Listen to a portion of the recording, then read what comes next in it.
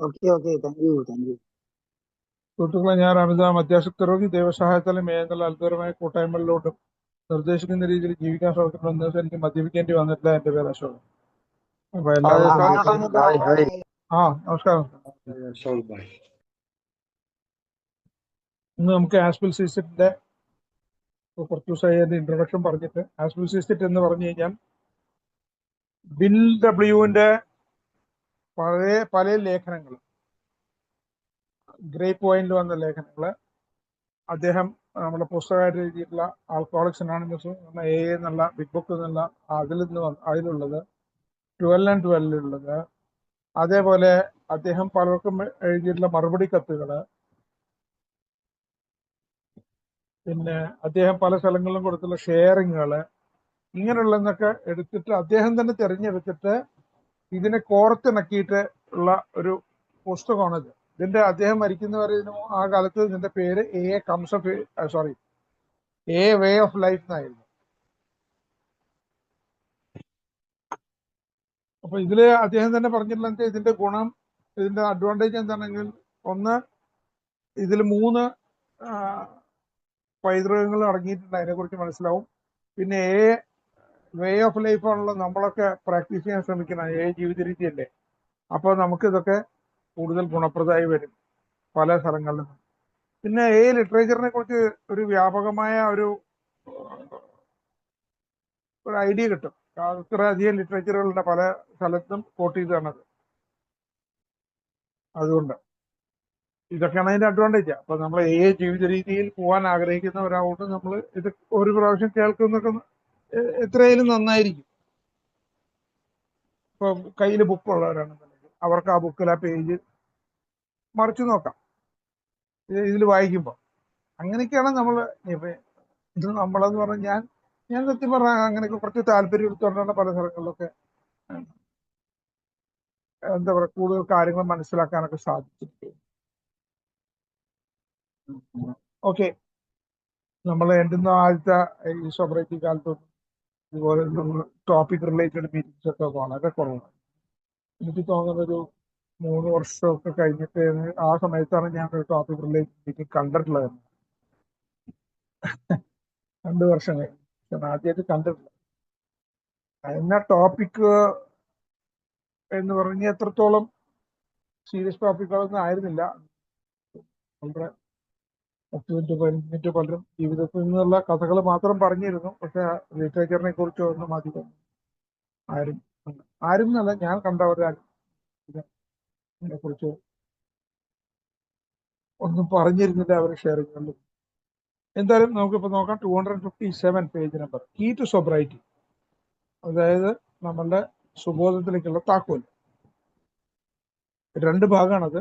ആദ്യത്തെ കുറച്ച് വരികൾ എടുത്തിട്ടുള്ളത് 12 പേജ് 150, 151. 150 മാത്രമേ ഉള്ളൂ മലയാളം ഇംഗ്ലീഷ് കൂടെ പറഞ്ഞിട്ടുള്ളത്.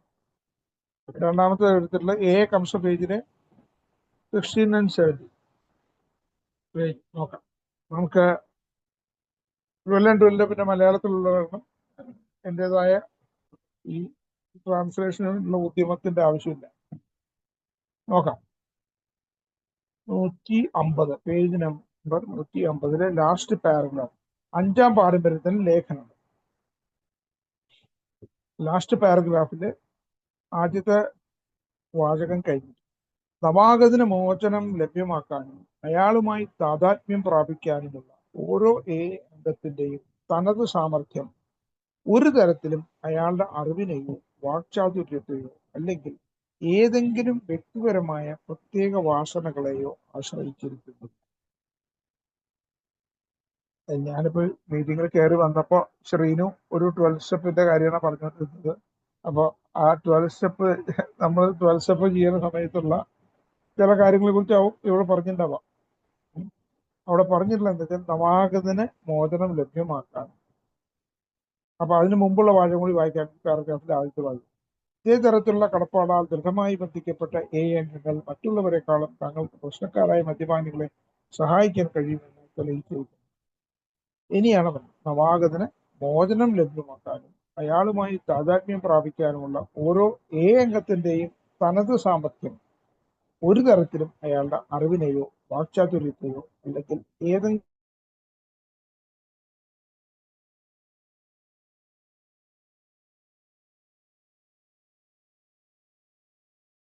നമ്മളെ നടത്തുന്ന ആ കാര്യങ്ങളിലെ വാക്ക് സാമർഥ്യവും പ്രത്യേക അറിവുകളും ഒന്നല്ല കാര്യം. ജസ്റ്റ് ആ എക്സ്പീരിയൻസസ്. ആൽക്കഹോളിക്സ് അനോണിമസിൽ വന്നിട്ട് ഇത്രയും കാലം നമുക്ക് കിട്ടിയിട്ടുള്ള എക്സ്പീരിയൻസ് എന്താ ആദ്യം തന്നെ എന്താണ് മദ്യാസക്തി ഒരു രോഗമാണെന്ന് മനസ്സിലാക്കി. അവിടെ മുതലുള്ള കാര്യങ്ങൾ മുഴുവൻ സത്യസന്ധമായി പറഞ്ഞു കഴിഞ്ഞാൽ അതേ ആവശ്യമുള്ളൂ. അപ്പോൾ ഒരു നവാഗതന് കൃത്യമായി മോചനം ലഭിക്കും എന്നാണ് പറഞ്ഞത്. മാത്രമല്ല അയാളുമായി താതാത്മ്യം പ്രാപിക്കുക. അപ്പൊ ഇതാണ് നവാഗതന് മോചനം ലഭ്യമാക്കാനും അയാളുമായി താതാത്മ്യം പ്രാപിക്കുക. ഇവിടെ ഇംഗ്ലീഷിൽ എന്താ നോക്കുന്നത്? The unique ability of each AA to identify himself with and bring recovery to the newcomer in no way depends upon his learning, his eloquence, or any special individuals.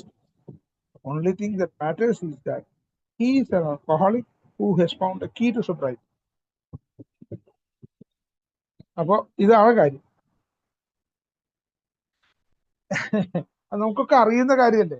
ഇതിലൊറ്റ കാര്യമുള്ളൂ. അതെന്താണെങ്കിൽ സുബോധത്തിലേക്ക് ഒരു താക്കോൽ കണ്ടെത്തി കഴിഞ്ഞിട്ട് മദ്യപാനിയാണ് താൻ എന്നത് മാത്രമാണ് ഗണനീയമായ കാര്യം. അത്രയേ ഉള്ളൂ, വേറൊന്നുമില്ല.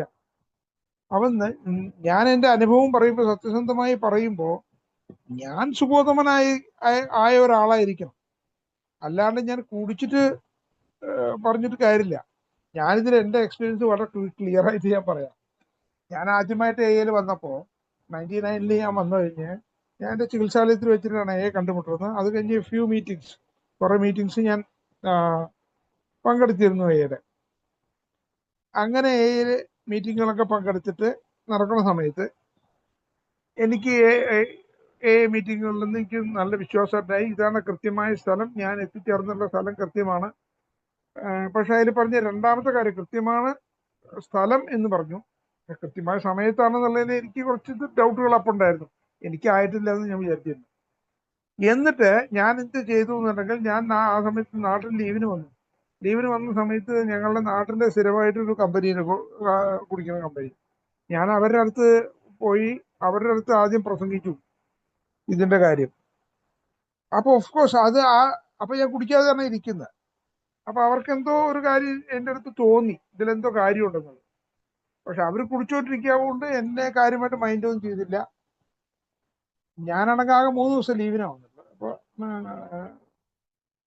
വൈകിട്ട് ഇവർ കൂടുന്ന സ്ഥലം എനിക്കറിയാം. ഞാൻ അവിടെ പോയി. അവിടെ ആദ്യത്തെ ദിവസം അവർ മൈൻഡ് ചെയ്തില്ല. ആദ്യത്തെ ദിവസം ഞാൻ കുടിക്കാണ്ട് പോയി. രണ്ടാമത്തെ ദിവസം ഞാൻ ചെന്നു, കുറച്ചു നേരം ഇരുന്നു. അവന്മാർ കുടിച്ചു തുടങ്ങിയിട്ട് കുറച്ച് കഴിഞ്ഞപ്പോൾ പിന്നെ ഞാനും അവിടെ തുടങ്ങി. ഇത് തുടങ്ങി കഴിഞ്ഞപ്പോൾ പിന്നെ അവരെന്നെ ചീത്ത പറഞ്ഞ് അടിച്ചു ഓടിച്ചില്ല എന്നുള്ളൂ. വെർച്വലി അടിച്ചില്ല എന്നുള്ളൂ. പക്ഷെ വായ കൊണ്ട് പറയാവുന്ന എല്ലാ കാര്യങ്ങളും പറഞ്ഞു. അപ്പൊ ഇതാണ് കാര്യം.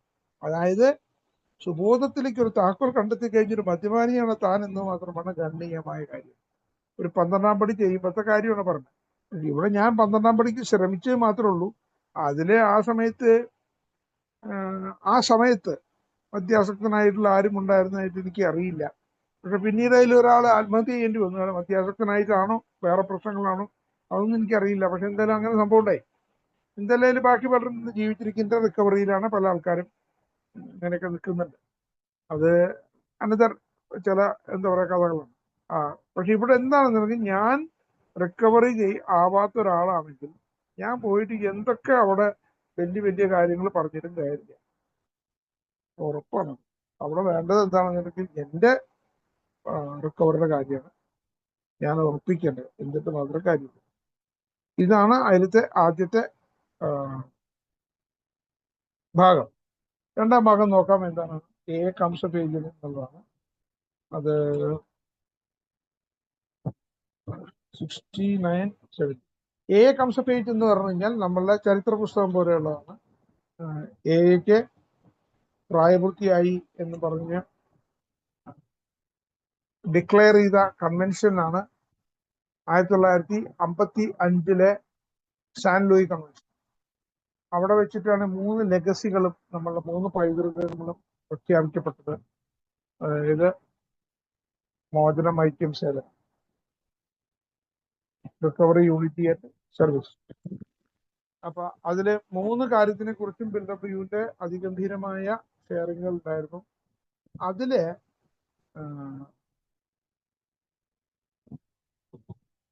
അതിലുള്ളൊരു ഷെയറിംഗ് ആണിത്. റിക്കവറി അതെന്ന് പറഞ്ഞാൽ പക്ഷെ അതിന്റെ ഭാഗത്തുള്ളതാണ്, റിക്കവറിയുടെ ഭാഗത്തുള്ള ഇതാണ് ആയിട്ടുള്ളത്. അപ്പൊ അത് ഇതിൽ തന്നെ എഡിറ്റഡ് ആയതുകൊണ്ട് ഞാൻ നാഷണൽ സിസ്റ്റത്തിൽ തന്നെ വായിക്കാം. In my first conversation with Dr. Bob, I bore down heavily on the medical help hopelessness of his case, freely using Dr. Silkworth's words describing the alcoholic's dilemma, the obsession plus allergy theme. Though Bob was a doctor, this was news to him, bad news. And the fact that I was an alcoholic and knew what I was talking about the personal experience made the blow a shattering one. You see, our talk was a completely mutual thing. I had quit preaching. I knew that I needed this alcoholic as much as he needed me. ഇവിടെ എന്താണ് പറയുന്നുണ്ടെങ്കിൽ, അപ്പൊ ഇതിന്റെ ബാക്ക്ഗ്രൗണ്ടും കൂടി കുറച്ചൊന്ന് അറിഞ്ഞിരിക്കാൻ ഇവിടെ അറിയാത്തവരുണ്ടെങ്കിലാണ് പറഞ്ഞത്. പലരും ഇവിടെ അറിയുന്നവരായിരിക്കും. കാരണം ഇന്നത്തെ കാലത്ത് മാക്സിമം സ്പീക്കർ മീറ്റിംഗ്സ് ഉള്ള കാരണം പലയിടത്തും പലതൊക്കെ പറഞ്ഞു കേട്ടിട്ടുണ്ടാവും. അല്ലെങ്കിൽ ഇതിൽ വായിച്ച ആൾക്കാരുണ്ടാവും, പലരും ആൾക്കൊരു വീക്കുണ്ടാവും, അറിയില്ല. എന്തായാലും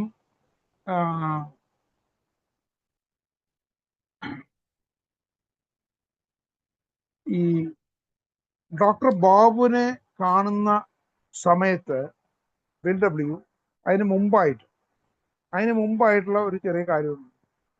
ബിൽഡബ്ല്യു 1934 ഡിസംബറിൽ സോബറായി. അത് കഴിഞ്ഞ് 6 മാസം കഴിഞ്ഞിട്ടാണ് ഡോക്ടർ ബോബിനെ കാണുന്നത് അക്രോണിൽ വെച്ച്. അപ്പൊ ന്യൂയോർക്കിൽ സ്ഥിരമായിട്ട് ഈ 1934 ഡിസംബറിൽ സോബറായതിനു ശേഷം സ്ഥിരമായി ടൗൺസ് ഹോസ്പിറ്റലിൽ പോകുമായിരുന്നു. ബിൽഡബ്ല്യു ന്യൂയോർക്കിലത്തെ ടൗൺസ് ഹോസ്പിറ്റല്, ബിൽഡബ്ല്യുവിനെ ചികിത്സിച്ചിരുന്ന ഹോസ്പിറ്റല്. അവിടുത്തെ ഡോക്ടർ സിൽക്ക്വർത്തുമായിട്ട് പറഞ്ഞിട്ട് പറയും, എനിക്ക് ഈ കാര്യങ്ങൾ, ഈ മദ്യത്തിൽ നിന്ന് വന്ന ഞാൻ രക്ഷപ്പെട്ട കാര്യങ്ങൾ എനിക്ക് ഇവിടെ ഉള്ളവരോട് പറയണം എന്ന് പറഞ്ഞിട്ട് അവർ സമ്മതിച്ചിരുന്നു.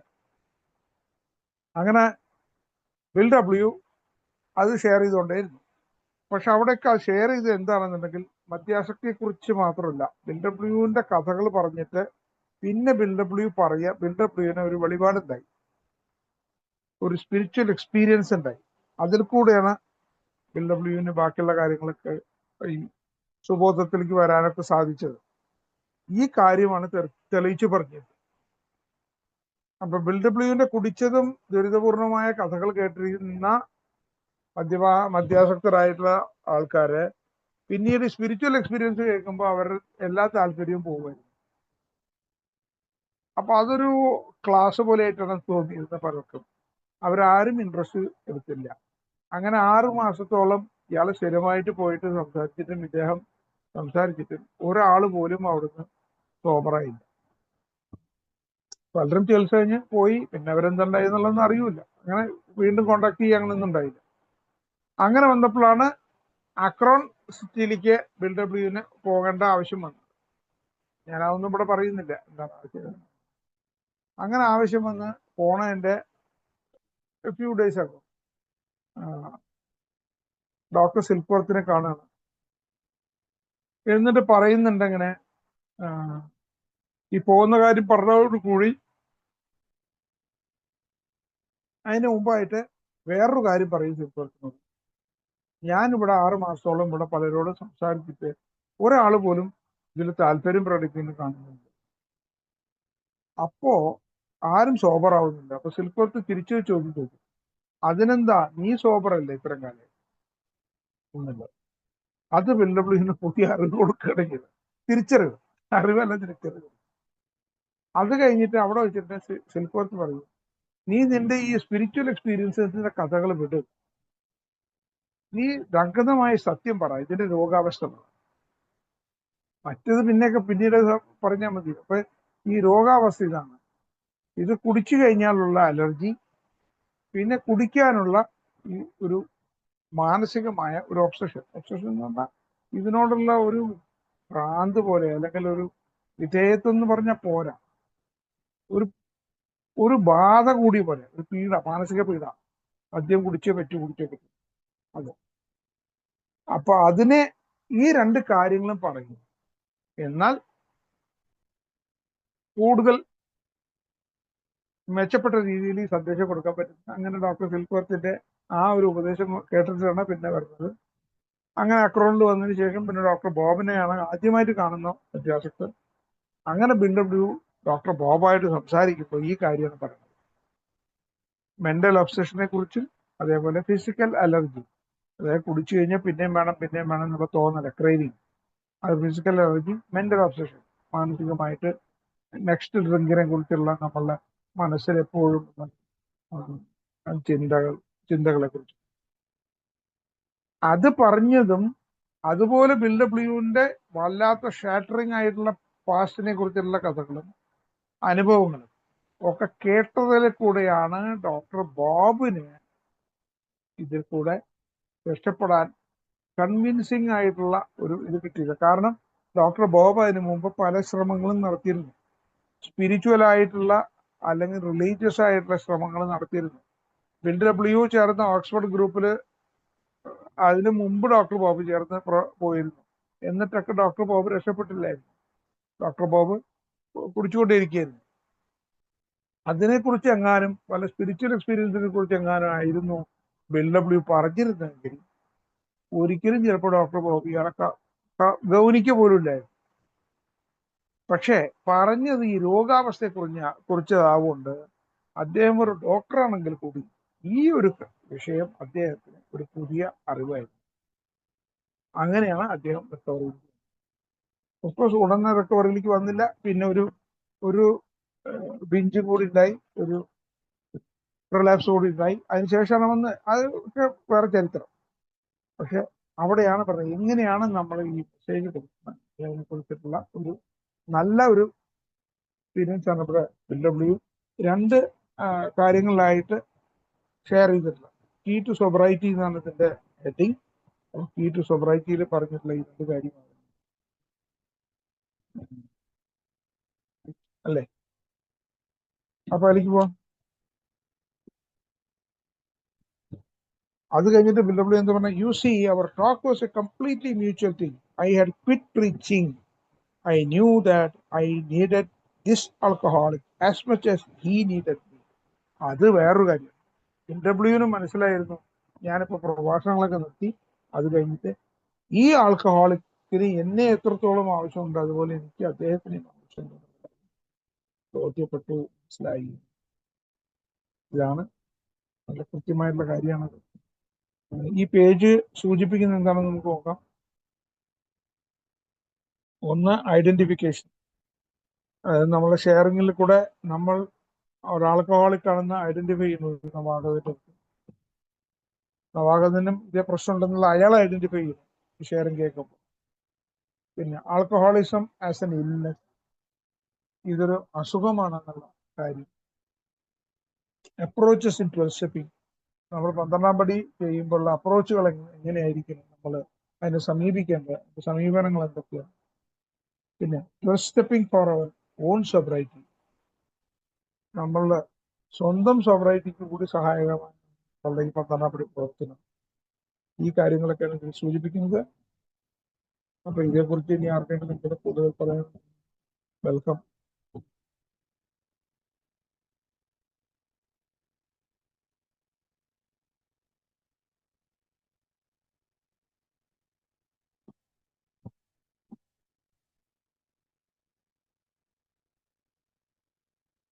അടുത്ത പേജ്. ഓക്കെ, അടുത്ത 258. Beneath the surface, some will object to many of the questions that should be answered in a moral unity, because ഒരു മിനിറ്റ്. ഇത് 12 and 12 പേജ് 53 തുറക്കും. മലയാളം തന്നെ വായിക്കും. ശ്രദ്ധ പോകും. അത്രയും 53, 54.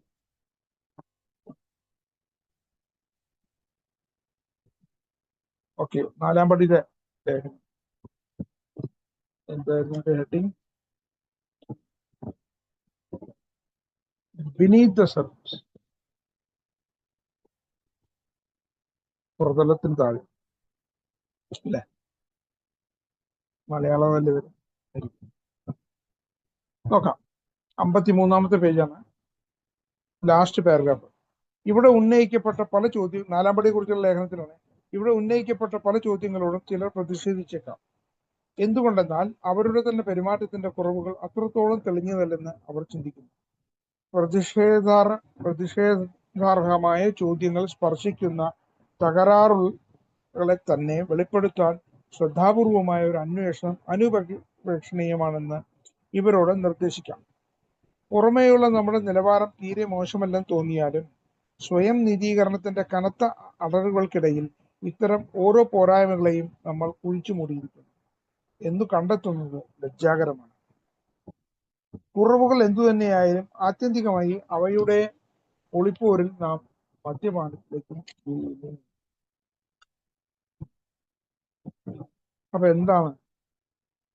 നമ്മൾ ഇൻവെന്ററി എടുക്കുന്നതിനെ കുറിച്ചാണ്, കണക്കെടുപ്പിനെ കുറിച്ചാണ്.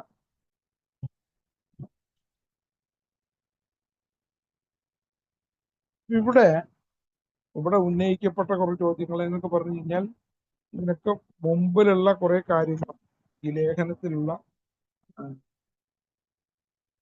കുറെ കാര്യങ്ങളുണ്ട്. അപ്പൊ അതില് അതായത് നമ്മളുടെ തന്നെ ഉദാഹരണത്തിന് ഭയം, അത്യാഗ്രഹം, സ്വാർത്ഥമായ ചിന്തകള്, പിന്നെന്താ പറയാ, നമ്മുടെ അഭിമാനബോധം, ഇങ്ങനെയുള്ള കുറെ കാര്യങ്ങളുണ്ട്. ഇത് ഇങ്ങനത്തെ കുറെ കാര്യങ്ങൾ. അതേപോലെ നമ്മളുടെ സമൂഹത്തിനായിട്ടോ അല്ലെങ്കിൽ നമ്മളുടെ സുരക്ഷിതത്വ സാമൂഹ്യമായിട്ടുള്ള ബോധത്തിനായിട്ടോ സുരക്ഷിതത്വ ബോധത്തിനായിട്ടോ ലൈംഗികമായ നമ്മളുടെ ഇതിനൊക്കെയായിട്ടുള്ള നമ്മളുടെ എന്താ പറയുക, ഒരു പരിധിയിൽ കൂടുതൽ, അനുവദനീയമായ പരിധിയിൽ കൂടുതൽ. അനുവദനീയം എന്നുള്ള വാക്ക് വളരെ കോൺട്രവേഴ്ഷ്യൽ ആയിരിക്കാം, പക്ഷെ ഓരോ സൊസൈറ്റിയിലും അത് മാറിക്കൊണ്ടേയിരിക്കും. അപ്പൊ ആ സൊസൈറ്റികളിൽ ഉള്ള അനുവദനീയമായ ആ പരിധിയിൽ വെച്ചിട്ടുള്ള അതിൽ കൂടുതലായിട്ട് നമ്മൾ ആഗ്രഹിച്ചതും നമ്മൾ ചെയ്യാൻ ശ്രമിച്ചതും ചെയ്തതും ഒക്കെ ആയിട്ടുള്ള കാര്യങ്ങൾ, ഇങ്ങനെയൊക്കെയുള്ള കുറേ കാര്യങ്ങളാണ് ഇവിടെ നമ്മൾ കണക്കെടുപ്പിൽ കൂടെ നമ്മളോട് തന്നെ ചോദിക്കുന്നത്. അതാണ് ആ കണക്കെടുപ്പിന്റെ ഒരു ഇതാണ്. അത് സ്പോൺസറുടെ സഹായം വേണം, അത് വേറെ വിഷയം. ഇനി അതിനെ കുറിച്ച് പറഞ്ഞ ഇവിടെ ഉന്നയിക്കപ്പെട്ട പല ചോദ്യങ്ങളോടും ചിലർ പ്രതിഷേധിച്ചേക്കാം. എന്തുകൊണ്ടെന്നാൽ അവരുടെ തന്നെ പെരുമാറ്റത്തിന്റെ കുറവുകൾ അത്രത്തോളം തെളിഞ്ഞതല്ലെന്ന് അവർ ചിന്തിക്കും. ചിലര് ഈ ഇതുപോലത്തെ കാര്യങ്ങൾ വരുമ്പോ പ്രതിഷേധിക്കുന്ന കാണാം. എനിക്കിങ്ങനൊന്നും പ്രശ്നമില്ല, എന്തും കൂടെ ഞാൻ ഒരു ഷെയറിങ് കേട്ടു, മദ്യപാനം മാത്രമാണ് എന്റെ പ്രശ്നം, ബാക്കി യാതൊരു പ്രശ്നമില്ല. മദ്യപിച്ചില്ലെങ്കിൽ ഞാൻ അഖിലലോക പുണ്യാളനാണ്, മക്കളെ ഉള്ള ഷെയറിങ് ഞാൻ കേട്ടു. അപ്പൊ ഇതാണ് സംഭവിക്കുന്നത്. അവര് പാവം, എന്ത് ചെയ്യാൻ പറ്റും? നമുക്ക് അവരോട് അനുതാപേ ഉള്ളൂ, സഹതാപമില്ല, സഹാനുഭൂതിയില്ല. എന്തെങ്കിലും ഒന്ന് മനസ്സിലാവുമല്ലോ. അപ്പൊ ഇവിടെ എന്റെ ജീവിതത്തിന്റെ അടിയന്തരാവസ്ഥയാണ് എന്റെ പ്രശ്നം എന്നൊക്കെയുള്ള മനസ്സിലാക്കാതെ പല ചോദ്യങ്ങളോടും എന്ത് പറഞ്ഞു ചിലർ പ്രതിഷേധിച്ചേക്കാം. എന്തുകൊണ്ടെന്നാൽ അവരുടെ തന്നെ പെരുമാറ്റത്തിന്റെ കുറവുകൾ അത്രത്തോളം തെളിഞ്ഞതല്ലെന്ന് അവർ ചിന്തിക്കുന്നു. അപ്പൊ പെരുമാറ്റത്തിന്റെ കുറവുകൾ എന്റെ പുറത്ത് തെളിഞ്ഞു കാണാനില്ല, അതുകൊണ്ട് എനിക്ക് പ്രശ്നമൊന്നുമില്ല. അതുകൊണ്ട് ചിലരാണെങ്കിൽ ഞാൻ വളരെ വിനയാന്വിതനാണ്, വളരെ അനുസരണമുള്ളവനാണ്, എന്താ പറയാ, വേറെ ചില കാര്യത്തിൽ പറഞ്ഞു കഴിഞ്ഞാൽ കാര്യം കാണാൻ കഴുതകാലം പിടിക്കുന്ന ആളാണ് എന്നൊക്കെയുള്ള ചില ഇതുകളൊക്കെ കാണാം പലരിലും. അതൊക്കെയാണ് ക്വാളിറ്റീസ് എന്നാണ് വിചാരിച്ചിട്ടുള്ള ചിലർ. കാരണം ഈ പറയുന്ന പല ആൾക്കാരും അതൊക്കെ ഷെയർ ചെയ്യുന്നതും കേട്ടിട്ടുണ്ട്. അതുകൊണ്ട് ഞാൻ വേറെ ആളെ ഇൻവെന്ററി എടുക്കല്ല. ഇവിടെ ഒരു യാഥാർത്ഥ്യ ബോധത്തിലേക്ക് നമ്മളെ കൊണ്ടുവരുന്ന ഇൻവെന്ററിയാണ്, നമ്മളെ 4-ാം പടിയിലത്തെ ഇൻവെന്ററിയാണ്. ആ യാഥാർത്ഥ്യ ബോധത്തിലേക്ക് വരാൻ വിമുഖത ഉള്ളവരുടെ കാര്യം. അപ്പോ എന്തായാലും അപ്പൊ അത് വല്ലാതെ അത്രയും തെളിഞ്ഞതല്ലാത്തത് കൊണ്ട് അപ്പൊ പ്രശ്നം എന്താന്ന് ചിന്തിക്കണം. അത്രേ ഉള്ളൂ. പ്രതിഷേധാർഹമായ ചോദ്യങ്ങൾ സ്പർശിക്കുന്ന തകരാറുകളെ തന്നെ വെളിപ്പെടുത്താൻ ശ്രദ്ധാപൂർവമായ ഒരു അന്വേഷണം അനുപക്ഷണീയമാണെന്ന് ഇവരോട് നിർദ്ദേശിക്കുന്നത്. അതെ, അപ്പൊ ഇവരോട് നമുക്ക് പറയാൻ പറ്റുന്നത് എന്താണ്? ഒരു സ്പോൺസർക്കും കൂടിയുള്ള ഒരു കാര്യം നമുക്ക് പറയാൻ പറ്റുന്നത് എന്താണ്? നോക്കൂ, നിങ്ങൾക്ക് ഈ പ്രതിഷേധാർഹമായ നിങ്ങളുടെ സ്വഭാവത്തിലെ വശങ്ങൾ, സ്വഭാവത്തിലെ ചില ഭാഗങ്ങൾ, ആ ഭാഗങ്ങളെ സ്പർശിക്കുന്ന തകരാറുകളെ തന്നെ വെളിപ്പെടുത്താൻ അങ്ങനെയുള്ള തകരാറുകൾ ഉണ്ടോ ഇല്ലേ എന്നൊക്കെ മനസ്സിലാക്കി തരാനായിട്ട് നമുക്കൊരു അന്വേഷണം വേണം. ഒരു കാര്യം അന്വേഷിക്കേണ്ട ഒന്നും കണ്ടെത്തില്ലല്ലോ. അപ്പൊ അത് അനുപേക്ഷണീയമാണ് എന്ന് ഇവരോട് നിർദ്ദേശിക്കാനൊക്കെ കഴിയുള്ളൂ. ആ ഒരു നിർദ്ദേശം കൊണ്ടൊക്കെ അറിയില്ല എത്ര പേര് വരുന്നുണ്ട്. എന്തായാലും ഇതിന് പറഞ്ഞത് എങ്ങനെയാണ്? പുറമേയുള്ള നമ്മുടെ നിലവാരം തീരെ മോശമല്ലെന്ന് തോന്നിയാലും സ്വയം നീതീകരണത്തിന്റെ കനത്ത അടരുകൾക്കിടയിൽ ഇത്തരം ഓരോ പോരായ്മകളെയും നമ്മൾ കുഴിച്ചു മൂടിയിരിക്കുന്നു. അതായത് എന്ന് കണ്ടെത്തുന്നത് നമ്മളുടെ പിന്നുണ്ട്. അത് പിന്നെ വായിക്കാം. വലിയൊരു പാട്ടുകാർ എന്താണ്? പുറമേയുള്ള നമ്മുടെ നിലവാരം തീരെ മോശമല്ലെന്ന് തോന്നിയാലും, അതായത് പുറത്തോട്ടുള്ള ബഹുമാനോ മറ്റുള്ള പെരുമാറ്റ രീതികളൊന്നും തീരെ മോശമൊന്നുമല്ല, മറ്റുള്ളവരോടുള്ള പെരുമാറ്റവും ഒക്കെ എന്ന് തോന്നിയാലും സ്വയം നീതീകരണത്തിന്റെ കനത്ത അടവുകൾക്കിടയിൽ ഇത്തരം ഓരോ പോരായ്മകളെയും നമ്മൾ കുറിച്ചു കൊടുക്കും. അപ്പൊ എന്തെങ്കിലും ഒരു കാര്യം പറയുമ്പോൾ അവിടെ സ്വയം നീതീകരണം വരികയാണെങ്കിൽ അതിന്റെ അർത്ഥം അവിടെ എവിടെയോ എൻ്റെ ഏതോ ഒരു പോരായ്മയെ, ഒരു ഡിഫക്റ്റിനെ ഞാൻ കുഴിച്ചു മൂടിയിരിക്കാം. ഇന്നിപ്പോ ഒരു ഉദാഹരണം പറയാം. ഇതിപ്പോ വായിച്ചപ്പോൾ എനിക്ക് ഓർമ്മയുണ്ടത്. ഞാനും വൈഫും കൂടി ഞങ്ങളൊരു 10-12 കിലോമീറ്റർ സ്ഥലത്ത് പോയിരുന്നു. അപ്പോൾ തിരിച്ചു വരുമ്പോ ഞാൻ ഡ്രൈവ് ചെയ്യാണ്. അപ്പോൾ സാധാരണ ഹോൺ അടിക്കേണ്ടാത്ത ഒരു ടി ജംഗ്ഷൻ ഉണ്ട്. ആ ടി ജംഗ്ഷനിൽ സാധാരണ ഹോൺ അടിക്കേണ്ട ഞാൻ വരാറ്. അപ്പുറത്ത് പറഞ്ഞ സാധാരണ നമ്മൾ ഡ്രൈവിങ്ങിന് അങ്ങനെ ഒരു ഹോൺ അടിക്കേണ്ട സ്ഥലമല്ല. എന്നാൽ അല്ലേന്ന് ചോദിച്ചു കഴിഞ്ഞാൽ ഒരു മറവിൽ തിരിവ് പോലെയാണ്. അതൊരു ടി ജംഗ്ഷനാണ്, ഷാർപ്പ് ടേണിംഗ് ആണ്. മറവ് അത്രയും ഷാർപ്പ് 90 ഡിഗ്രി ടേണിംഗ് ആണ്. അവിടെ എനിക്ക് റൈറ്റിലേക്ക് കട്ട് ചെയ്ത് വരാനായിട്ട് ഞാൻ വളരെ സ്ലോ ചെയ്ത് ഒരു 5 കിലോമീറ്റർ സ്പീഡിൽ വന്നിട്ട് തിരിക്കുന്ന സമയത്ത് അവിടെ നിന്നുള്ള റോഡിൽ നിന്ന് ഒരു കാർ വന്നിട്ട് അതും ഇതുപോലെ വളരെ സ്ലോ ആണ്. നിർത്തി ഞങ്ങൾ രണ്ടുപേരും ബ്രേക്ക് ചെയ്തു. അപ്പുറത്ത് കൂടെ വെട്ടിച്ചെടുത്തിട്ട് ഞാനോട് പോകുന്നു. സംഭവം ശരിയാണ്, അങ്ങനത്തെ സ്ഥലങ്ങളിൽ നമ്മൾ അങ്ങനെ തന്നെയാണ് ചെയ്യാറ്. വൈഫ് എന്നോട് ചോദിച്ചു, ഇത് ഹോൺ അടിക്കായിരുന്നില്ലേ? അല്ലെങ്കിൽ അതല്ല ചോദിച്ചു, ഹോൺ അടിക്കായിരുന്നില്ലേ എന്നല്ല, നിങ്ങൾ രണ്ടുപേരും ഹോൺ അടിച്ചില്ലല്ലോ, ഇതൊരു ഹോൺ അടിക്കേണ്ട സ്ഥലമല്ലേ എന്നാണ്. ഇത് ചോദിച്ചപ്പോ എനിക്ക് ആദ്യം തന്നെ വന്ന് എൻ്റെ ഈ സ്വയം നീതീകരണം. ഞാൻ പറഞ്ഞു, അതല്ല ഞങ്ങൾ രണ്ടുപേരും എന്താ പറയുക, രണ്ടുപേരും 5 കിലോമീറ്റർ സ്പീഡ് രണ്ടുപേരും ബ്രേക്ക് ചെയ്തു നിർത്തി അപ്പുറത്ത് കൂടെ എടുത്ത് പോകുന്നുല്ലോ. അപ്പൊ ഇവിടെ ഒന്നും സാധാരണ ഹോൺ അടിക്കാറില്ല. അത് ശരിയാണ്, സാധാരണ ഹോൺ അടിക്കാറില്ല. ഈ ഞാൻ പറഞ്ഞൊക്കെ സത്യമാണ്. പക്ഷെ ഞാൻ അവിടെ ഈ സ്വയം നീതീകരണത്തിന് ശ്രമിച്ചുവോ എന്നുള്ള എനിക്ക് സംശയമുണ്ട്. ഉണ്ടായിരിക്കും. എൻ്റെ ഈഗോയിൽ കയറി വന്നിട്ടുണ്ടാവും. ഈ ഡ്രൈവിങ്ങും ഒരു പുല്ലും അറിയാത്ത ആളെ എന്നോട് ഇത് പറയായിരുന്നു. ആ ഒരു ചിന്ത വന്നിട്ടുണ്ടാവണം, മിക്കവാറും വന്നിട്ടുണ്ടാവും അത്. അപ്പൊ പക്ഷെ അത് കഴിഞ്ഞപ്പോ പിന്നെ പുള്ളിക്കാരത്തി മിണ്ടണ്ടായി. പുള്ളിക്കാരത്തി കുറച്ച് കഴിഞ്ഞിട്ട് പറഞ്ഞു, ഞാൻ മിണ്ടിട്ടില്ല. ഞാൻ പറഞ്ഞു, അത് ശരിയാണ്, അറിയാത്ത കാര്യത്തിനെ കുറിച്ച് മിണ്ടായിരിക്കാൻ നല്ലത്. അതിന് ഞങ്ങൾ തമ്മിൽ തമാശ പറഞ്ഞു. പക്ഷെ ഇവിടെ ഒരു സ്വയം നീതീകരണം വന്നിട്ടുണ്ടാവും. അവിടെ ഞാൻ എൻ്റെ എന്തോ ഒരു ഡിഫക്റ്റിനെ ഞാൻ കുഴിച്ചു മൂടാൻ ശ്രമിച്ചിട്ടുണ്ട്. ആ ഡിഫക്റ്റ് എന്താണ്? എൻ്റെ ഈഗോന്റെ ഡിഫക്റ്റ്. എൻ്റെ ഡിഫക്റ്റ് എനിക്കിതെല്ലാം അറിയാം. അവിടെ അബദ്ധം പറ്റിയതിലുള്ള ഒരു ചമ്മൽ എനിക്കുണ്ടാവും ചിലപ്പോൾ ഉള്ളില്. ഇനി അതിന്റെ കൂടെ വേറൊരു പ്രശ്നമുണ്ട്. ഇവരാരാണ് എന്നെ ഇത് പഠിപ്പിക്കുക? അല്ലെങ്കിൽ ഞാൻ ഏതോ ഈ കാര്യത്തിൽ വളരെ കേവനാണ്. അതുകൊണ്ട് മറ്റുള്ളവർക്ക്, പ്രത്യേകിച്ച് ഡ്രൈവിങ്ങോ ഒന്നും അറിയാത്ത എൻ്റെ വൈഫിന് എന്നോട് ഒന്നും പറയാനുള്ള യാതൊരു വോയിസും ഇല്ല എന്നുള്ള ആ എൻ്റെ അഹങ്കാരത്തിന്റെ സ്ഫുരണം ഉണ്ടായിട്ടുണ്ടാവും. Okay, thank U.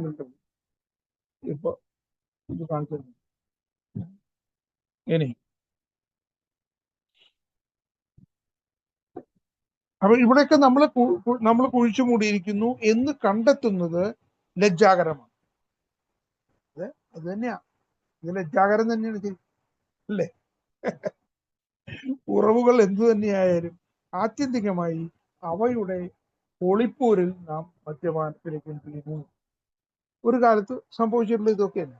അന്നൊക്കെ ആയിരുന്നുണ്ടെങ്കിൽ ഇതുപോലെ വന്നു കഴിഞ്ഞാൽ ഞാൻ കുടിക്കുന്ന ആ കാലഘട്ടങ്ങളിലായിരുന്നു തീർച്ചയായിട്ടും അവിടെ ഞങ്ങൾ തമ്മിൽ വലിയ വാഗ്വാദം. ചിലപ്പോ വരുന്ന വഴിക്ക് തന്നെ ഞാൻ കാർ എവിടെയെങ്കിലും പാർക്ക് ചെയ്ത് കഴിഞ്ഞിട്ട് അല്ല, അത് ചിലപ്പോൾ വല്ല കളിശാപ്പിന് മുമ്പിലായിരിക്കും. പുള്ളിക്കാരത്തെ അതിൻ്റെ ഉള്ളിൽ നിന്ന് വേർക്കുണ്ടാവും. ഞാൻ സമ്മതിക്കുക, എന്നോട് പറയും വേണ്ടാന്ന് പറയും. അവിടെ വീണ്ടും വഴക്കുണ്ടാക്കും. ഞാൻ വീണ്ടും പോയിട്ട് അതിനകത്ത് പോയിട്ട് പുള്ളിക്കാരൻ റോഡിൽ വെച്ചിട്ട് ഞാൻ അങ്ങനെയൊക്കെ ചെയ്തിട്ടുണ്ട് കേട്ടോ. അത്ര ദുർവാശിയുള്ള ഒരാളായി. അപ്പൊ ദുർവാശിയിൽ ഞാൻ പലതും മറ്റുള്ളവരുടെ അഭിമാനത്തിനെ കുറിച്ചോ മറ്റുള്ളവരെ കുറിച്ചോ പരിഗണിച്ചിട്ട് പോലില്ല. പുല്ലാണ് പുല്ല് എനിക്ക് വേണോ അതിന്റെ ലക്ഷാൽ അങ്ങനത്തെ ഒരു സ്വഭാവക്കാരൻ അതൊക്കെ അന്ന് ബാധിച്ചിട്ടുണ്ടാവും, ചെയ്തിട്ടുണ്ടാവും. ഞാൻ ചെയ്തിട്ടുണ്ട്, ഞാൻ പലതവണ ചെയ്യും. എൻ്റെ അടുത്ത് വാശി പിടിച്ചു കഴിഞ്ഞാൽ ഞാൻ പറയാറുണ്ട്, വാശി പിടിച്ചു കഴിഞ്ഞാൽ ഒരു രക്ഷയില്ല. നിങ്ങൾ വേണമെന്ന് റിക്വസ്റ്റ് ചെയ്യണമെന്ന്. റിക്വസ്റ്റ് ചെയ്താലോ എൻ്റെ സ്വഭാവം വേറെ. ഞാൻ പറയും അതൊന്നും എനിക്ക് ഒന്നും സഹായിക്കില്ല, കഴിഞ്ഞു. അത് എങ്ങനെയായാലും കാര്യം നടക്കില്ല. വാശി പിടിച്ചു കഴിഞ്ഞാൽ കുറച്ച് വഴക്കും കൂടി ഉണ്ടാക്കത്തുള്ളൂ. ഇങ്ങനെയൊക്കെ ആയിരുന്നു. ഇവിടെ പണ്ടൊരാള് ഒരു ഞാൻ വർക്ക് ചെയ്യുന്ന ഒരു സ്ഥാപനമായിട്ട് ബന്ധപ്പെട്ടിട്ട് ഞാനൊരു വളരെ സീനിയർ ആയിട്ടുള്ള ഒരു ടീച്ചറെ ആയിട്ട് സംസാരിക്കേണ്ടി വന്നിട്ടുണ്ട് ചില കാര്യങ്ങൾ. ആ സമയത്ത് ആ വ്യക്തി, അവര് ലേഡിയാണ്, വളരെ എന്നെക്കളൊക്കെ ഏജഡായിട്ടുള്ള ലേഡി. അവരെന്നോട് പറഞ്ഞു, താങ്കളുടെ ഒരു പ്രശ്നം, ഞങ്ങൾ ഈ പാലക്കാട് ഭാഷയിൽ പറയും, താങ്കളെ മേപ്പോട്ട് ഒഴിയാൻ പറ്റും, കീഴ്പോട്ട് ഒഴിയാൻ പറ്റും. അതായത് ഇങ്ങനെ പറഞ്ഞു കഴിഞ്ഞാലും അതിനൊരു ന്യായീകരണം കണ്ടെത്തും. അതായത് എന്റെ പോയിന്റ് പറയാനായിട്ട് ഞാൻ എങ്ങനെയൊരു ന്യായീകരണം കണ്ടെത്തും. ഇതൊക്കെ തന്നെയാ പ്രശ്നം. ഈ ന്യായീകരണ സ്വഭാവം അത് ഭയങ്കരമായ ഒരു പ്രോബ്ലമാണ്, അല്ലേ? നോക്കാം ഇതെന്താണ് സൂചിപ്പിക്കുന്നത്.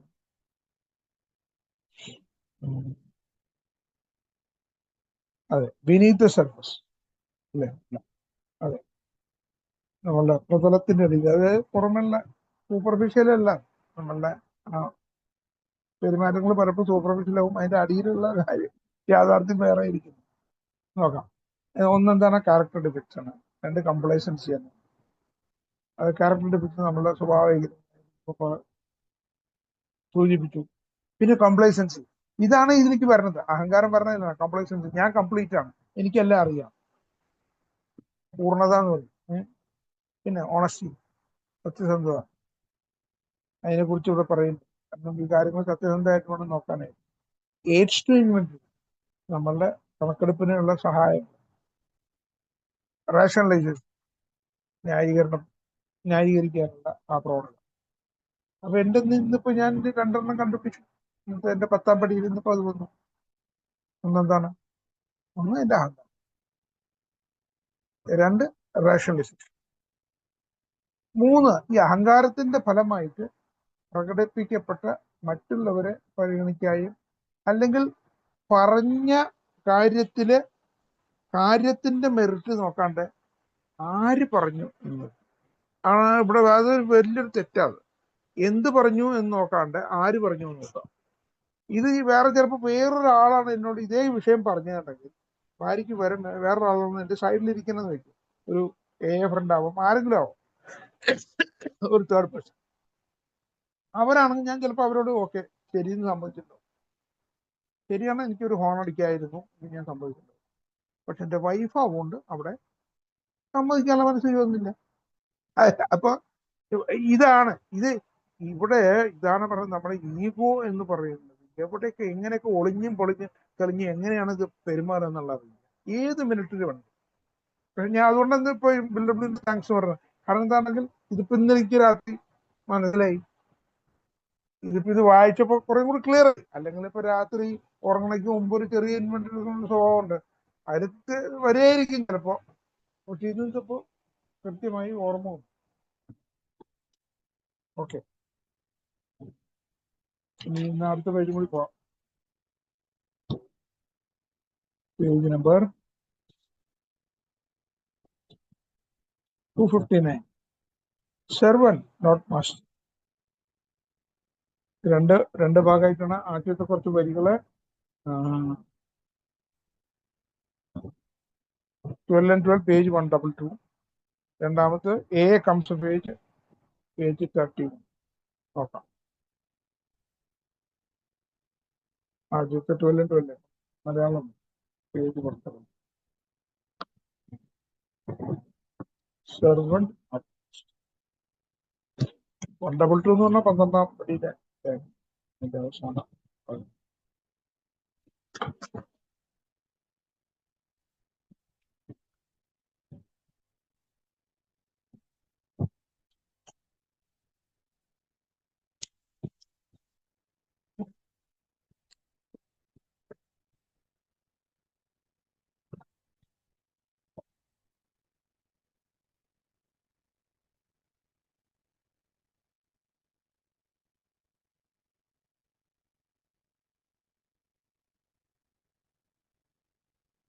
ഓക്കെ, ഇത് 121-ാമത്തെ പേജിലാണ്, ലാസ്റ്റ് പാരഗ്രാഫിലാണ്.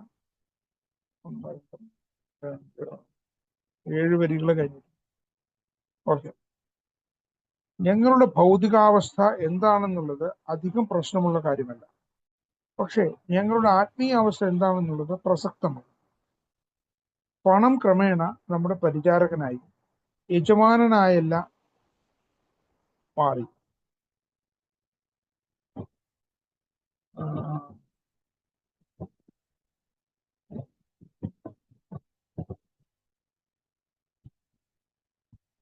ഞങ്ങളെ ആശ്രയിക്കുന്നവരോട് സ്നേഹവും സേവനവും വിനിമയം ചെയ്യുന്ന ഒരു മാർഗമായി.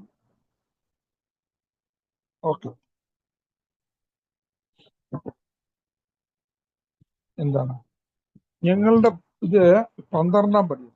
12-ാം പടിയിലെ ലേഖനത്തില് നമുക്ക് വന്ന മാറ്റം ശരിക്ക് എങ്ങനെയാണ് നമ്മള് ഈ നടപടികളിൽ നിന്ന് കിട്ടിയ ആത്മീയ പ്രചോദനത്തിന്റെ ഫലമായി എന്നുള്ള ഭാഗത്തിന് അതില് അങ്ങനെ 12-ാം പടിയിലെ 1-ാം ഭാഗം ഞങ്ങളുടെ ഭൗതിക അവസ്ഥ എന്താണെന്നുള്ള അധികം കാര്യങ്ങൾ പ്രശ്നമല്ല. നമ്മൾ അവിടെ എത്തുമ്പോഴേക്കും ഏകദേശം ആ ഒരു ചിന്താഗതിയിൽ എത്തുന്നവരാവും.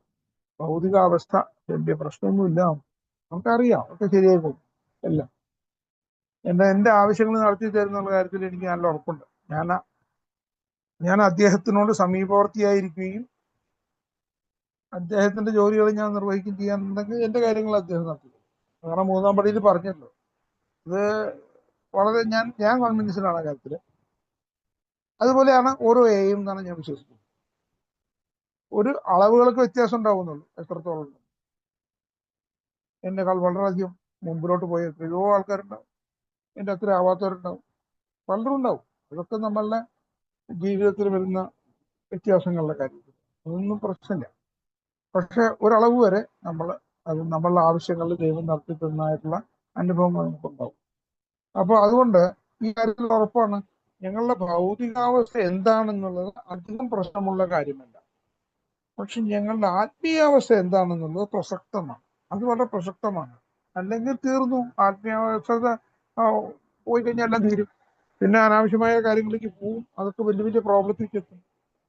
പണം ക്രമേണ നമ്മുടെ പരിചാരകനെ, അതായത് പണത്തിന് വേണ്ടി ഓടി നടത്തിയിരുന്ന സ്വഭാവത്തിൽ നിന്നും നമ്മുടെ പരിചാരകനായി എന്നുള്ള നമുക്ക് ആവശ്യമുള്ള പണമുണ്ട്, അത് വേണ്ട വിധത്തിൽ വിനിയോഗിക്കാൻ നമ്മൾ ആവശ്യവും അനാവശ്യവും അത്യാവശ്യമൊക്കെ കണ്ടറിഞ്ഞ് പെരുമാറാൻ തുടങ്ങി ഉണ്ടല്ലോ. യജമാനായില്ല, പരിചാരകനായി മാറി, യജമാനായല്ല എന്നാണ് വേണ്ടത്. യജമാനല്ല മാറി എന്നൊക്കെ എന്തായിക്കോട്ടെ സാറി. ഞങ്ങളെ ആശ്രയിക്കുന്നവരോട് സ്നേഹവും സേവനവും വിനിമയം ചെയ്യുന്നുള്ള ഒരു മാർഗമായി അത് മാറി. അതാണ് എങ്ങനെ മാറി? നമ്മളെ ആശ്രയിക്കുന്നവരോട് സ്നേഹവും ഒക്കെ എങ്ങനെ നമുക്ക് ചെയ്യാൻ പറ്റും, സ്നേഹത്തിനനുസരിച്ച് അവർക്കൊരു സഹായമായിട്ട് എങ്ങനെ അനുവർത്തിക്കാൻ പറ്റും എന്നുള്ളതിനുള്ള ഒരു മാർഗമായിട്ട് ഈ പണം മാറി. അല്ലേ, ഒന്ന് ആലോചിച്ച് പോകും. പണ്ട് സ്വാർത്ഥത ഏറ്റവും അധികമുള്ള കാലത്ത് പണം പോക്കറ്റിൽ എത്ര ഉണ്ടെങ്കിലും തികയില്ല. ഇനി നമ്മളെ സ്നേഹിക്കുന്നവരോടും നമ്മളെ ആശ്രയിക്കുന്നവർക്കും വേണ്ടി ആ പണത്തിൽ നിന്ന് എത്ര കുറച്ച് ചെലവാക്കിയിരുന്നു. ഇന്ന് ആ പണം അവരുടെയൊക്കെ ആവശ്യങ്ങൾക്കായിട്ട് അവർക്ക് സഹായകമായ രീതിയിൽ ചെലവാക്കാൻ സാധിക്കും. ചിലപ്പോൾ മുഴുവൻ കുടുംബത്തിലുള്ളതൊന്നും ആയിക്കൊള്ളുന്നു. അതും ഞാൻ പറയാം. എന്റെ അനുഭവത്തിൽ എന്റെ കാര്യത്തിൽ അങ്ങനെയല്ല. എനിക്ക് വേറെ പലർക്കും വേണ്ടി പല രീതിയിലും സഹകരിക്കാനും സഹായിക്കാനും സാധിക്കും. സഹകരിക്കാൻ സാധിക്കേണ്ട അത് ചിലപ്പോൾ അവർക്ക് സഹായമായിട്ട് അനുഭവപ്പെടുന്നുണ്ട്. അത് അപ്പൊ അതിന് വലിയ ഒരു ഇമ്പോർട്ടൻസ് പണ്ടത്തവർ കൊടുക്കുന്നില്ല. ഒരാളൊരു കടം മേടിച്ചു കഴിഞ്ഞാൽ കടം ഞാൻ തിരിച്ചു ചോദിക്കും. അതെന്റെ ഡ്യൂട്ടിയാണ്. അത് ഞാൻ ചോദിക്കണം. ഓർമ്മപ്പെടുത്തേണ്ടത് അത്യാവശ്യമാണ്. പക്ഷെ എന്തെങ്കിലും കാരണം കൊണ്ട് അയാളെ തിരിച്ചു തരാൻ വൈകുകയൊക്കെ ചെയ്തു കഴിഞ്ഞാൽ പണ്ടൊരു കാലത്ത് ഞാൻ അനുഭവിച്ചിരുന്ന ടെൻഷനോ ഒന്നും ഞാൻ ഇന്ന് അനുഭവിക്കുന്നു. ഇത് എന്തുകൊണ്ടാണ്? ഇവിടെയാണ് ആ ആത്മീയമായ സുസ്ഥിതി നമ്മൾ പാലിച്ചുകൊണ്ട് പോവുകയാണ്. ആത്മീയമായ അതിൽ ഇടിവ് വരാതിരിക്കുകയാണ് ഭൗതിക കാര്യം ഉള്ള പ്രാധാന്യം കുറഞ്ഞത്. കാരണം ഇവിടെ ഉറപ്പുണ്ട്. എനിക്ക് ഉറപ്പുണ്ട്. കാരണം എന്റെ കാര്യങ്ങൾ ദൈവം നടത്തിക്കൊണ്ട് ഞാൻ ഒന്നുമല്ലാതിരുന്ന ഒരു മനുഷ്യൻ ഇന്ന് എനിക്കിവിടെ എന്താ പറയാ ഈ വൈകിയ രാത്രിയില് ആത്മീയ കാര്യങ്ങളെ കുറിച്ച് അല്ലെങ്കിൽ ഇങ്ങനത്തെ പ്രോഗ്രാമിനെ കുറിച്ച് ഡിസ്കസ് ചെയ്യാനുള്ള ഒരു സ്ഥലത്ത് ഞാൻ ഇരിക്കുന്നുണ്ടെങ്കിൽ അങ്ങനത്തെ ഒരു ഇതിൽ ഇരിക്കുകയാണ്. നമ്മള് എത്രയോ സീരിയസ് ആയിട്ടുള്ള മനുഷ്യ ജീവിതത്തിനെ കുറിച്ചുള്ള കാര്യങ്ങളാണ് നമ്മൾ ചർച്ച ചെയ്യുന്നത്. അങ്ങനെ ഒരാൾക്ക് ആവും എന്നെ അങ്ങനൊരു ഇതിൽ പണ്ട് രാവും പകലും തിരിച്ചറിയാൻ പറ്റാതെ ഇരുന്നൊരു മനുഷ്യനാണ്. അങ്ങനത്തെ ഒരു മനുഷ്യന് ഇത് ചെയ്യാൻ സാധിക്കുന്നുണ്ടെങ്കിൽ പിന്നെ എന്റെ എന്ത് കാര്യത്തിനും വീഴ്ച വരും? ഒരു കാര്യത്തിനും വീഴ്ച വരും. അതാണ് ട്രസ്റ്റ്. വിശ്വാസം എന്ന് പറഞ്ഞാൽ വെറും വിശ്വാസമുള്ള വാക്കല്ല. അത് ബിലീഫ് ആയാലും വിശ്വാസമാണ്. ഇത് ഫെയ്ത്ത് ആയാലും വിശ്വാസമാണ്. ട്രസ്റ്റ് എന്ന് പറഞ്ഞു കഴിഞ്ഞാൽ ഞാൻ പൂർണ്ണമായിട്ട് വിശ്വസിക്കുകയാണ്. എന്റെ കാര്യം എന്ന് പറഞ്ഞാൽ ഞാൻ ആഗ്രഹിക്കുന്നത് എന്നല്ല നടക്കുക. എന്റെ ആവശ്യങ്ങൾ നിറവേറ്റപ്പെടും. ഞാൻ അത്രയധികം കൺവിൻസ്ഡാണ്. ഞാൻ വിചാരിക്കുന്ന പോലെ ആവില്ല നടക്കാം. ചിലപ്പോൾ ഞാൻ വിചാരിക്കുന്നതിനേക്കാൾ കൂടുതൽ മെച്ചപ്പെട്ട രീതിയിൽ വേറെ രീതിയിലാവും. പക്ഷെ കാര്യങ്ങൾ സംഭവിക്കുക എന്റെ ആവശ്യങ്ങൾ ഒരിക്കലും മാറില്ല. ആ ഒരു വിശ്വാസം. ട്രസ്റ്റ് എന്ന് പറഞ്ഞാൽ ഫെയ്ത്ത് വിത്തൗട്ട് എനി റിസർവേഷൻ. ഒരു മുൻവിധിയോ ഒരു ആശങ്കയോ ഇല്ലാത്ത രീതിയിലുള്ള വിശ്വാസമാണ് ട്രസ്റ്റ് എന്ന് പറയുന്നത്. അത് തീർച്ചയായിട്ടും അത് അങ്ങനെ തന്നെ. ആമേൻ. ഇനി next A comes of page 31. ഇത് അതിന്റെ എ കംസ് ഓഫ് പേജിന്റെ ആദ്യത്തെ ഇൻട്രോഡക്ടറി ലേഖനത്തിലുള്ള LWന്റെ തന്നെ ലെക്ചറാണ്. One of AA's loaners is an Australian sheepman who lives 2,000 miles from the nearest town, where yearly he sells his wool. In order to be paid the best prices, he has to get down to town during a certain month. But when he heard that a big regional AA meeting was to be held at a later date, when wool prices would have fallen, he gladly took a heavy financial loss in order to make his journey then. That's how much an AA meeting means to him.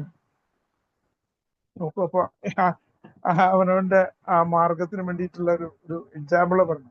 A comes of page എന്നുള്ളതാണ്. One of AA's loaners in an Australian sheepman.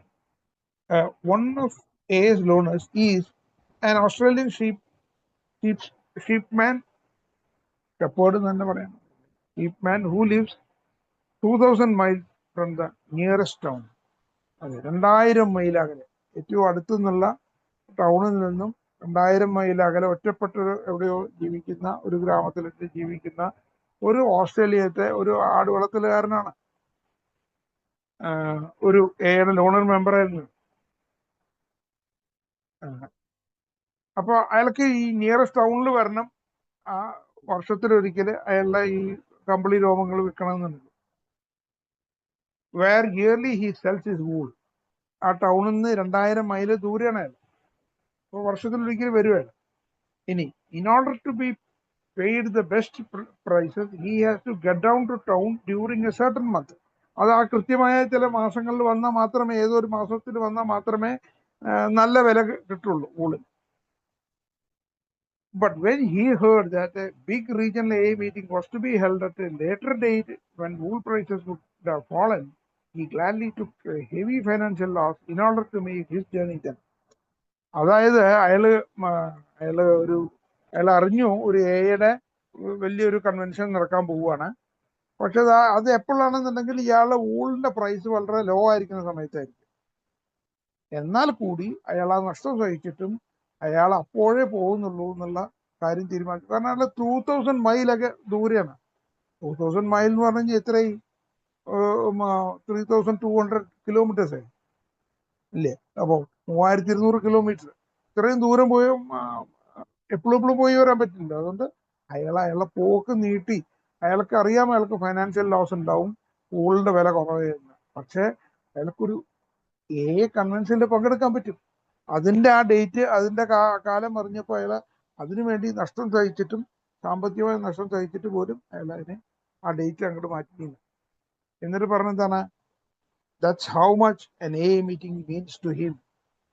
ഇതാണ് എത്രത്തോളം അയാൾക്ക് ഒരു AA meeting, അയാൾ എത്രത്തോളം അതിന് മൂല്യം കൊടുക്കുന്നുണ്ട്, എത്രത്തോളം അയാൾക്ക് ഒരു AA മീറ്റിംഗ് പറഞ്ഞാൽ എത്രത്തോളം അർത്ഥവത്താണ് നടക്കുന്നത്, എത്രത്തോളം മൂല്യം അയാൾ കൊടുക്കുന്നു. ഓക്കെ, അപ്പൊ ഇത് നമ്മൾ പഠിക്കേണ്ട കാര്യങ്ങളാണ്. നോക്കാം പേജ് 259 എന്താണ് ഇത് പറയുന്നത്. Servant not master. അതായത് ഞാൻ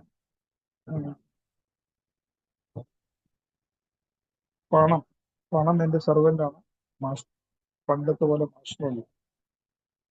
അതില് സൂചിപ്പിക്കുന്ന ഒന്ന് ഫൈനാൻഷ്യൽ പ്രോബ്ലംസ് ആണ്, 2 നമ്മുടെ സേവനമാണ്, 3 നമ്മുടെ ആത്മീയമായി ജീവിതം, സ്പിരിച്വൽ ലൈഫ്. അപ്പൊ ഇത് എഴുതി തരാനുള്ള ചാലക്കുടി നന്ദി പറയുന്നു. പിന്നെ അടുത്ത ആഴ്ച ഞാനുണ്ടാവില്ല, വെള്ളിയാഴ്ച എറണാകുളത്തൊരു വർക്ക്ഷോപ്പ് ഉണ്ട്. അത് കഴിഞ്ഞ് തിരിച്ചുള്ള യാത്രയിലാവും ഞാൻ ട്രെയിനിലേക്ക്. അടുത്ത ഉണ്ടാവും. നന്ദി, താങ്ക് യു.